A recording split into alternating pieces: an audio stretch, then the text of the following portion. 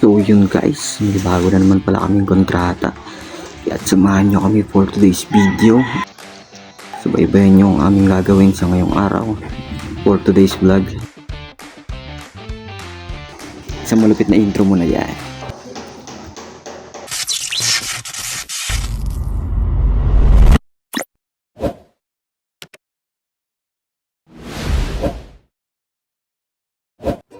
Yo, what's up mga ka-electrician? For today's video, ayan, dumaan nga pala muna kami sa hardware para bumili ng mga materyales. Sama nga pala namin si paring Concord.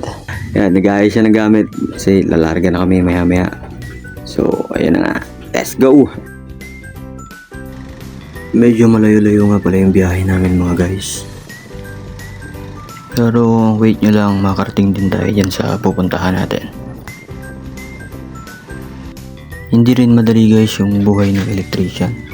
Kasi yan nga, babiyahe ka ng minsan, babiyahe ka ng napakalayo-layo. Pero masaya siya guys. Lalo na pag may sahod na.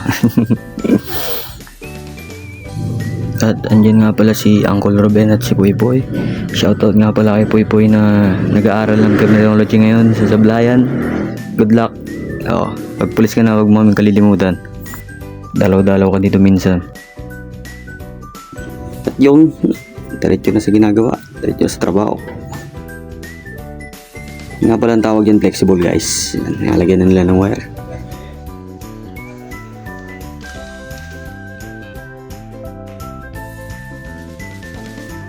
Babaray na si Dad's Q. Ayos. Mabilis ang kontrata lang pala to guys. Kailangan namin tumatapos ng 2 days. Gano'n. Pero depende pa rin pala. Baka kasi may padagdag pa eh. Minsan kasi yung mga client nagpapadagdag pa yun sila eh.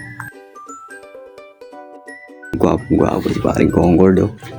Iba talaga Concord Martin. Ang Pocoy Martin. Bigyan ko kaya to ng magandang montage.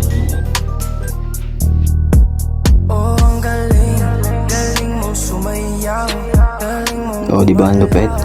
Mabalik tayo sa trabaho.